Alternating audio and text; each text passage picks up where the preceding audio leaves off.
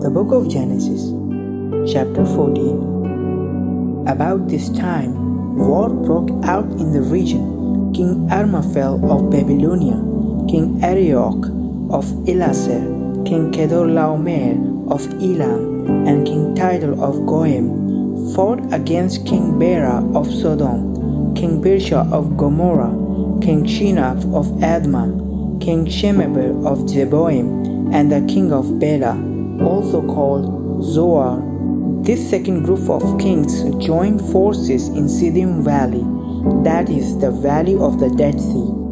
For 12 years they had been subjected to King Kedorlaomer, but in the 13th year they rebelled against him. 1 year later, Kedorlaomer and his allies arrived and defeated the Rephites and Ashtaroth Karnaim, the Zuzites at Ham, the Emites at Sheva Kiriathaim, and the Horites at Mount Seir, as far as El Paran at the edge of the wilderness. Then they turned back and came to En-Mishpat, now called Kadesh, and conquered all the territory of the Amalekites, and also the Amorites living in Hazazon Tamar. Then the rebel kings of Sodom, Gomorrah, Admah, Zeboim, and Bela, also called Zoar, prepared for battle in the valley of the Dead Sea.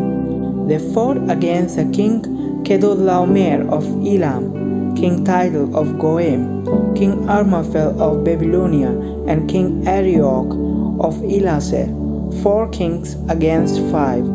As it happened, the valley of the Dead Sea was filled with tar pits.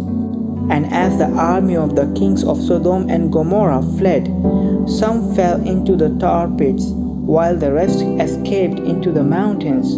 The victorious invaders then plundered Sodom and Gomorrah and headed for home, taking with them all the spoils of war and the food supplies.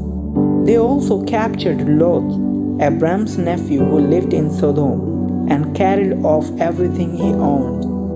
But one of Lot's men escaped and reported everything to Abram the Hebrew, who was living near the oak grove belonging to Mamre the Amorite. Mamre and his relative Eshcol and Aner were Abram's allies. When Abram heard that his nephew Lot had been captured, he mobilized the 318 trained men who had been born into his household. Then he pursued Kedorlaomer's army until he caught up with them at Dan. There he divided his men and attacked during the night.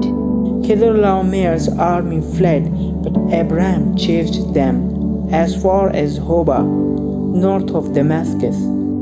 Abram recovered all the goods and that had been taken, and he brought back his nephew Lot with his possession and all the women and other captives. After Abram returned from his victory over Kedorlaomer and all his allies, the king of Sodom went out to meet him in the valley of Shaveh, that is the king's valley.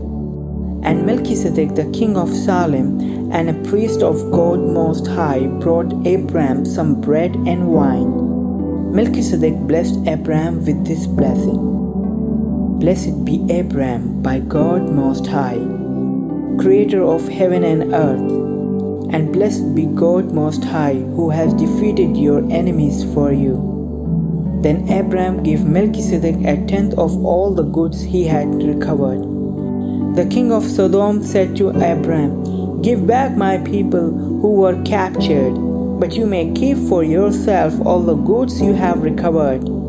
Abram replied to the king of Sodom, I solemnly swear to the Lord, God Most High, creator of heaven and earth, that I will not take so much as a single thread or sandal thong from what belongs to you. Otherwise you might say, I am the one who made Abram rich.